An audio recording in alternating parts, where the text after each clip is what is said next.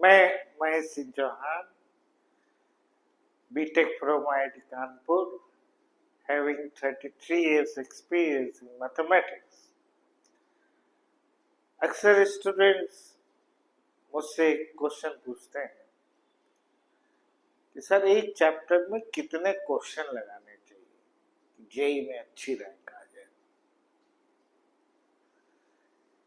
देखिए, बहुत ज्यादा क्वेश्चन लगाने से लाभ नहीं होता है। हम आज आपको कैसे पढ़ना चाहिए इसकी बात करते हैं। एक ही क्वेश्चन 20 सवालों के बराबर हो सकता है। जेई में क्या होता है, एक सवाल को घुमा दिया जाता है। दूसरी चीज कि जेई में मेहनत के साथ साथ दिमाग भी चाहिए। तो हमें तैयारी में करते वक्त कैसे हम अपना दिमाग चलाएं क्वेश्चंस में, और हम अपने खुद के क्वेश्चन बनाना सीखें,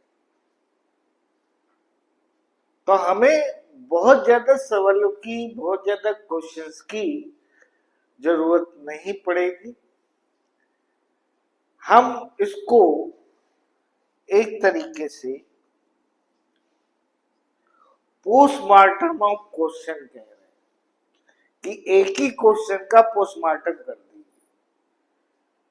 उसी सवाल में इतनी वैरायटी आप बना सकते हैं, इतने क्वेश्चंस आप बना सकते हैं।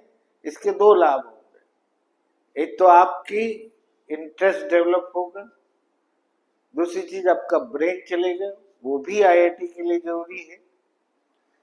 उस ब्रेन की एक्सरसाइज होगी और प्लस आप क्वेश्चन बनाना भी सीखेंगे और क्वेश्चन की वैरायटी होगी। आपके अंदर एक क्रिएटिवनेस आएगी, जो कि जेई जो क्वालिफाई करते हैं स्टूडेंट्स, उनके लिए बहुत जरूरी होता है। वो क्रिएटिव माइंड के होते हैं, बहुत अच्छा सोच पाते हैं, चीजों को एक एनालिसिस कर पाते हैं, और इन सारी क्वालिटीज की ड्यूरिंग जो 3 आवर आपका एग्जाम है वहां जरूरत पड़ती है।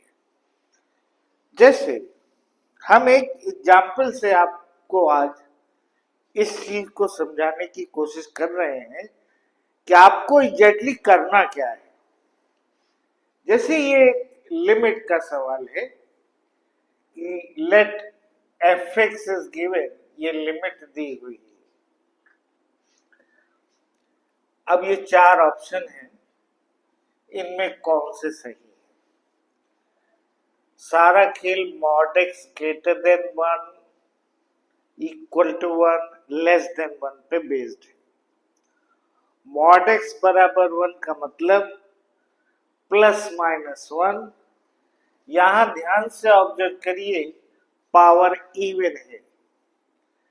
पावर इवन होने से जो बिहेवियर इस फंक्शन का पॉजिटिव वैल्यू का होगा, वही बिहेवियर इस फंक्शन का नेगेटिव वैल्यू का होगा, क्योंकि पावर x की इवन डिग्री है। हम 1 पे जो बात करेंगे वही बात -1 के लिए भी ट्रू होगी। अब जैसे x इक्वल टू 1 की बात करें, value of the function exact जब x1 होगा, 1 की पावर, अगर x की वैल्यू एग्जैक्ट 1 है तो पावर इंफिनिटी भी 1 ही होगा। 1 minus 1 is 0 upon 1 plus 1, value 0 आ गई। x 1 से छोटा, 1 से छोटा मतलब वही सिमिलर वैल्यू -1 के लिए। तो x अगर -1 से 1 है, या हम इसको कहें mod x लेस देन 1 है, जैसे ही 1 से छोटा होगा पावर इंफिनिटी जीरो बना देगी। ये जीरो वैल्यू -1 हो गई। fx -1 हो गया। x 1 से बड़ा हो चाहे -1 से छोटा हो, या हम कहें mod x ग्रेटर देन 1, यहां जैसे 1 से बड़ा होगा पावर इन्फिनिटी इनफाइनाइट बनेगी। तो ऐसी लिमिट को फिर सॉल्व करने के लिए limit n tending to infinity x की पावर 2n से हम डिवाइड करें,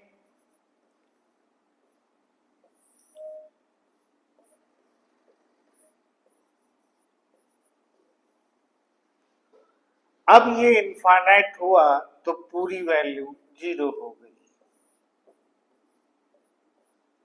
आंसर आ गया होगा।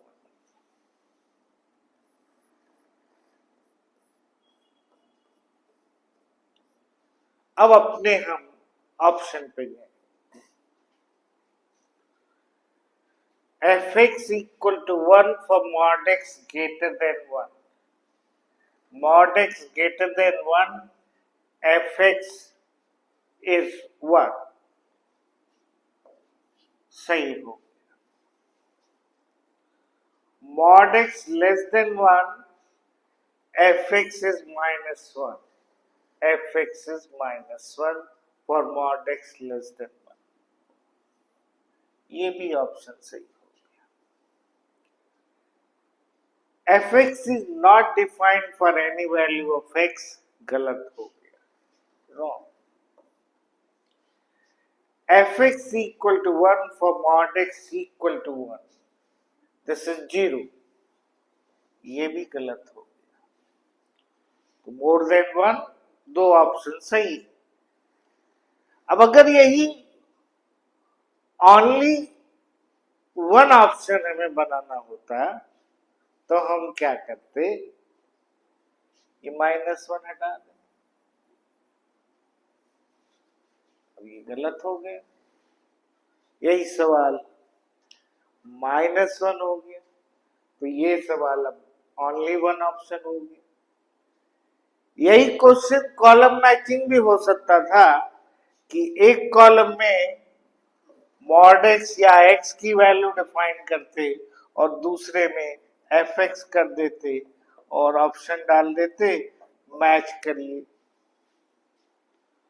कॉलम मैचिंग हो गया सवाल। सवाल तो वही है। यही सवाल पैसेज का भी बन सकता था।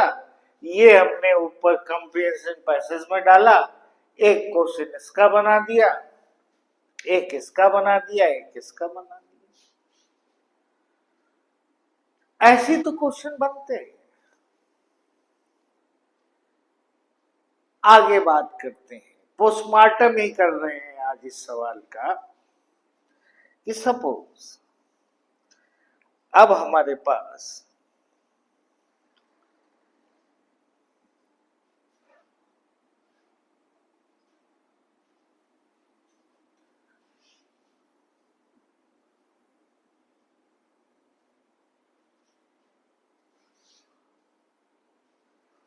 हमारा एफ एक्स कैलकुलेट हो गया, ये एफ एक्स आया, that is mod x greater than 1 के लिए ये हो गया 1, 0 पे 0, लेस देन 1 पे माइनस। ठीक। अब डिफरेंशियल कैलकुलस कहां से शुरू होती है, पहले तो चलिए इसका ग्राफ प्लॉट करिए।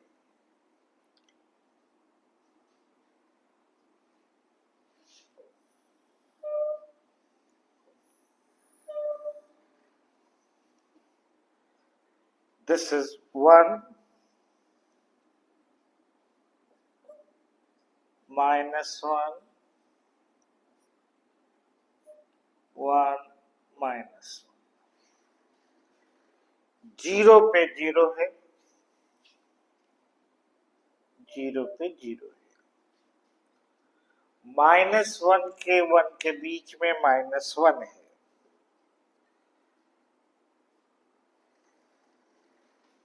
-1 हो गया.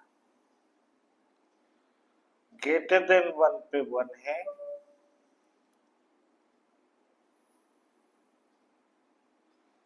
और 1 पे या फिर -1 पे 0 है. यहाँ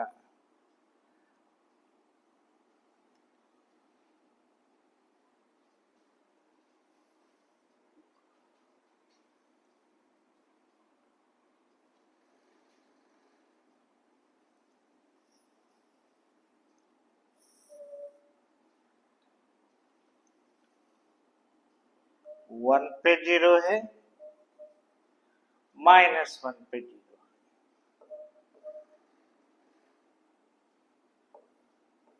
ये है. यहाँ mod x कर लें. ये हमारा ग्राफ.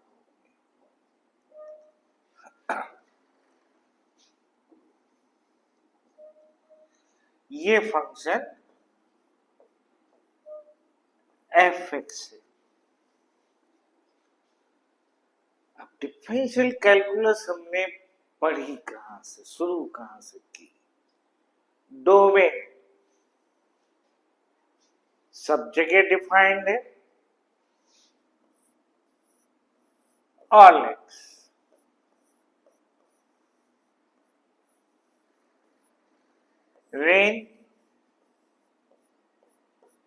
रेंज में केवल 3 पॉइंट, -1, 0, +1. अलग अलग सवाल बनने लगे.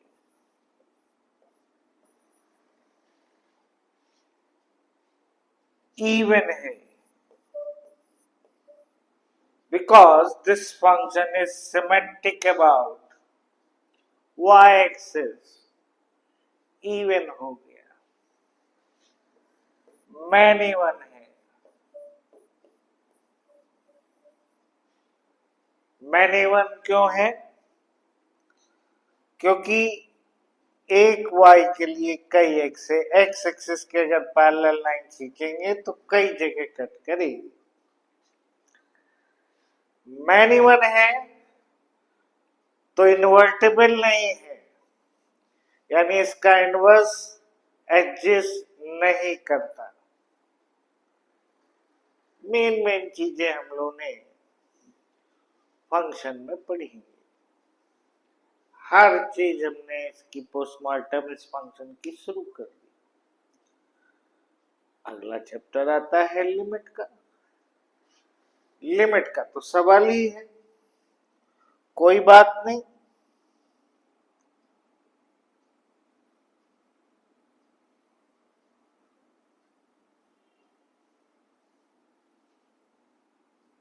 हम क्वेश्चन चेंज कर दें.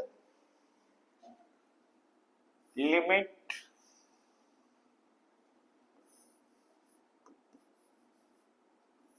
x tending to 1 f(x)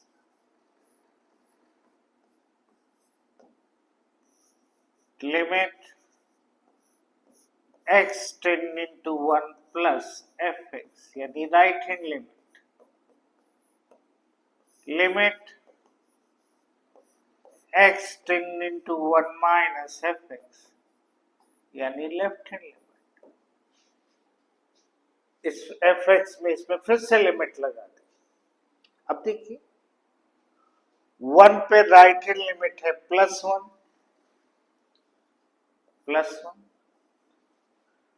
1 पे लेफ्ट हैंड लिमिट है -1,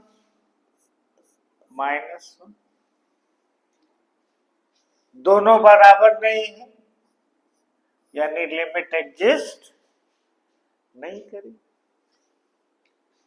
फिर अगला चैप्टर आता है कंटिन्यूटी का। चलो भाई, ग्राफ देखिए, 1 पे और -1 पे ब्रेक आ रहा है, यानी फंक्शन हमारा डिसकंटिन्यूअस हो गया। और जहां डिसकंटिन्यूअस है वहां ये फंक्शन नॉन डिफरेंशिएबल हो गया। कैसे भी ऑप्शन बन सकते हैं, कंटिन्यूटी हो गई। अच्छा, और करें, मॉड ऑफ एफ करें। देखिए इसके बारे में क्या ख्याल है। मॉड ऑफ एफ में ये ऊपर आ जाएगा,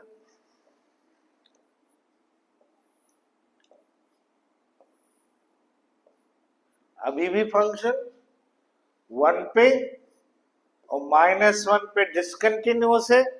हालांकि अब ये डिसकंटिन्यूटी नॉन रिमूवेबल से हटके रिमूवेबल हो गई। ये डिसकंटिन्यूटी रिमूवेबल है 1 पे भी -1 पे भी, लेकिन ये जो डिसकंटिन्यूटी है 1 या -1 पे रिमूवेबल डिसकंटिन्यूटी हो गई। जहां डिसकंटिन्यूअस है वहां नॉन डिफरेंशिएबल तो होगा ही होगा, ये भी हो गया। चलिए, और हम लोग डिफरेंशियल कैलकुलस में भाई क्या पढ़ते हैं,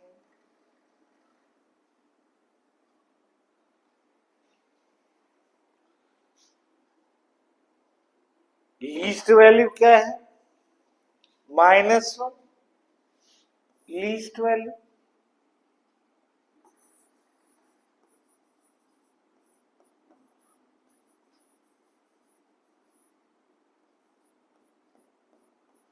ग्रेटेस्ट वैल्यू क्या है, +1।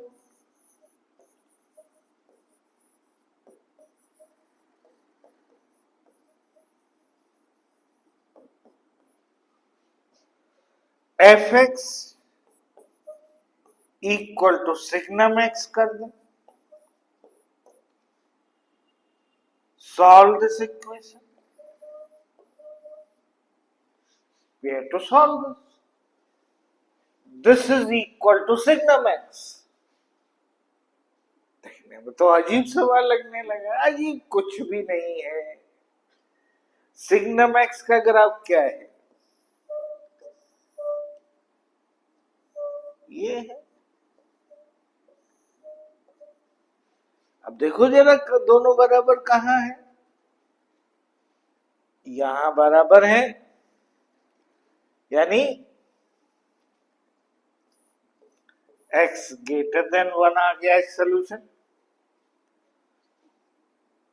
फिर ये देखिए यहां बराबर है x -1 से 0 आ गया, सॉल्व हो गई। अरे ब्रैकेट x कर दें, सॉल्व दिस इक्वेशन।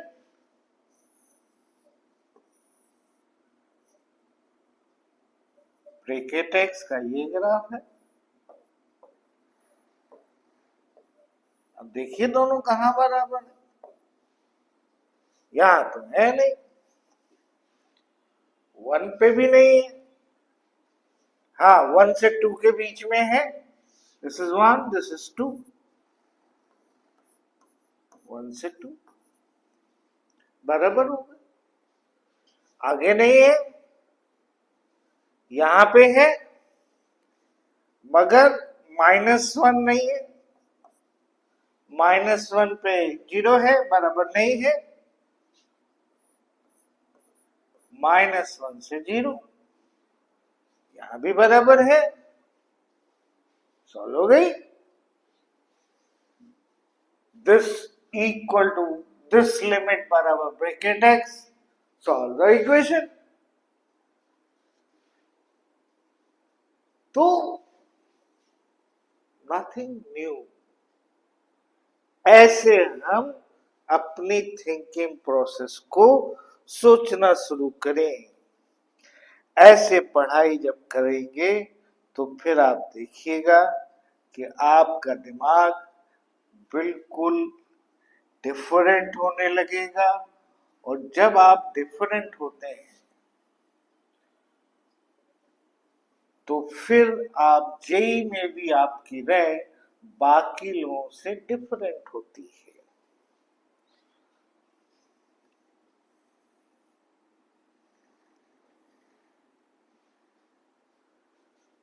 अच्छा,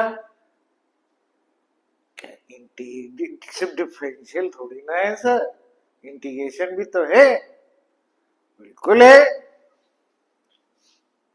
लो, -1 to 1 limit n tending to infinity x की power 2n minus 1 upon x की पावर 2n प्लस 1 dx हो गया इंटीग्रल।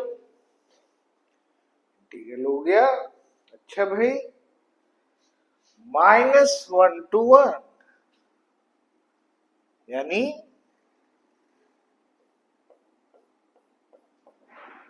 ये एरिया, लेकिन चूंकि एक्स एक्सिस के नीचे है तो फिर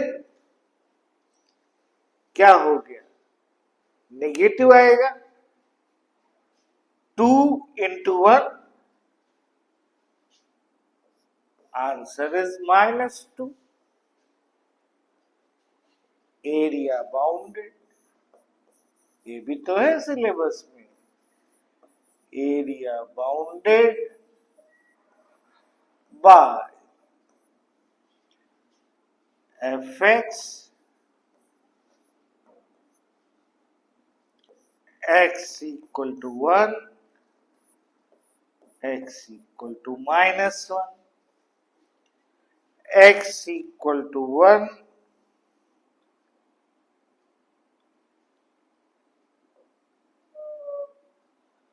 x equal to -1 and fx और x एक्सिस